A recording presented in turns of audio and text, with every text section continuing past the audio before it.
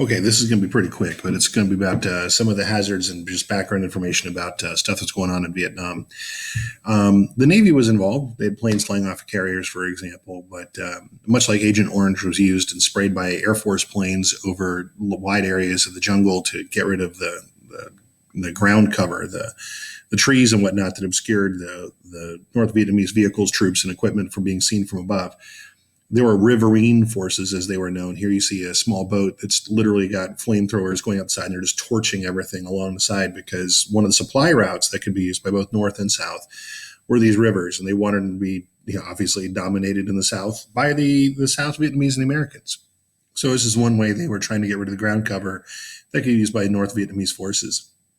But the Vietnam War was characterized by a lot of helicopter use. There's a fellow that one of my students interviewed one time who was shot down in Vietnam at least half a dozen times. Helicopters were pretty much almost expendable.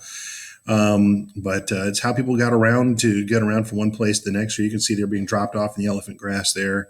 And then they'll come back later on and pick them up after their patrol is over a few days later. But yeah, massive numbers of helicopters were shipped over there. Now, this is a guy, I need to be clear, by the way, this presentation is not my own. And I'm not sure who put it together. I found it on the internet, and it's great for showing some of the things people to deal with.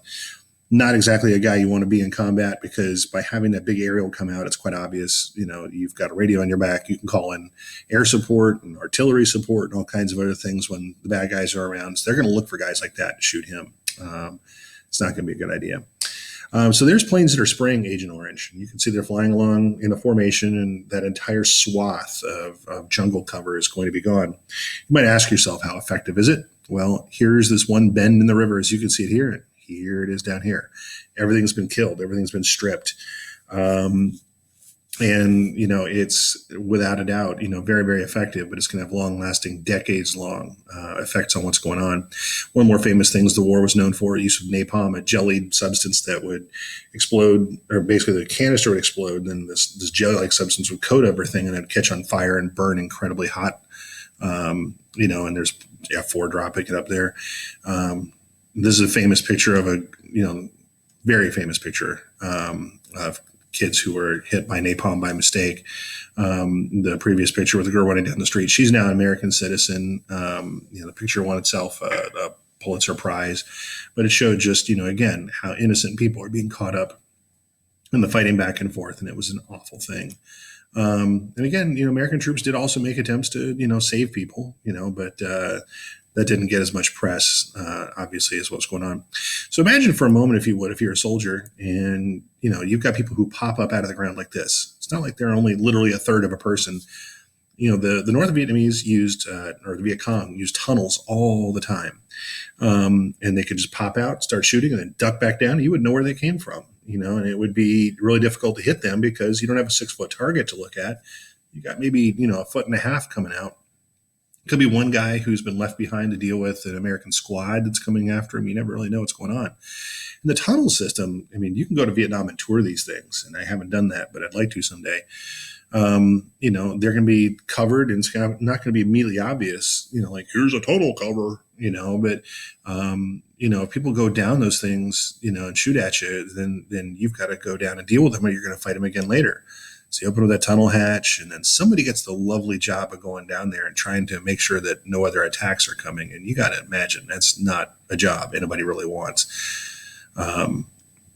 They're handing down some explosives to him so he can maybe blow the tunnel, and then he'll, of course, get out before it happens. But, again, full-size tunnels. Some of these tunnels had full-size operating rooms. If some of the North Vietnamese Viet Cong soldiers were injured, they could go down there and, get worked on and have the comforts of having a roof, granted a dirt roof, over their heads while they get fixed up.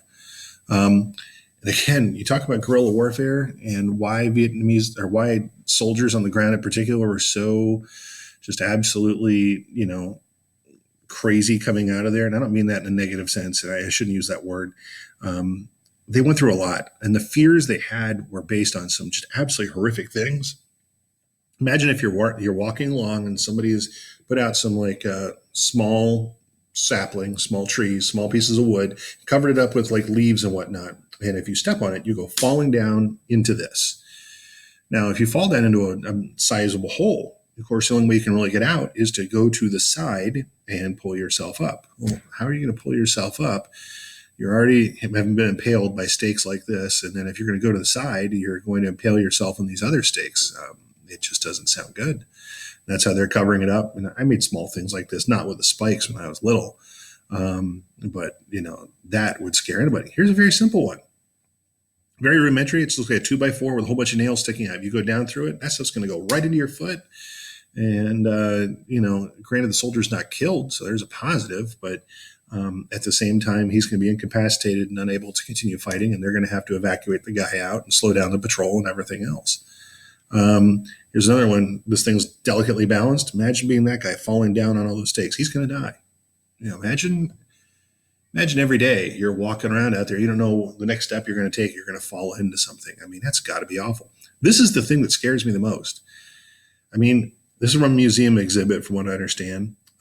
If you stepped into the middle of that thing, those things are on rollers. Okay. So as you're going through it, they're rolling and they're impaling you with these sharp, like, nails. And then you're going to be stuck on the ground, like up to your chest. You've been punctured all the way down. And then the only way to get you out, realistically, is to pull you back up through. Can you imagine that? Here you've got grenades. They're there's a string pulled across, so that if you pull the string, it's going to pull out the pins that are holding the grenade handles on, and then they're going to explode. And there's 4 of them there, and they're all going to go off, and they're going to wipe you out and anybody behind you. Or a ball that you hit a tripwire down below, and a ginormous spiked ball comes swinging through, and can potentially impale you on it. Again, you don't have to control the area. You just take out a few soldiers here and there. You make them always worried about what's going to happen. Imagine the thing chasing you down like a hill or something. It just looks nasty. How about a tree? A green tree that still has a lot of spring in it. You put spikes on it and you pull it back. You tie it down with a I have to do it like this, with a tripwire, and then it just comes out and you can't avoid it. And again, that's guerrilla warfare at its best. This thing comes flying at you, a tripwire that shoots out a bow and arrow. Really? I mean, again, you don't have to have soldiers left to fight, but now they're going to be looking around over their shoulder, and they're going to be worried about everything that's going on around them. They're not going to get a good night of sleep. I mean, it's going to be awful. Again, a tripwire in the water, guy carrying his rifle above his head so that the magazine doesn't get wet and the bullets are inoperative. And there's one of those book grenade things where you're like, oh, good, somebody gave me a Harry Potter book. Harry Potter wasn't around then. Open up the book, kaboom, and you explode. Again, beer cans that look like they're, beer cans, they're bombs. Mines, there's what the size of one of those looks like. At the minimum, it's going to take a leg off, and you can see them out there looking for it. And, you're going to have to worry about these things on a nonstop basis. So, yeah, it's going to be bad. And, I'm going to stop here. This is just simply to show you some of the risks that the people in Vietnam, took. And, it's unfortunate, but that's what was going on.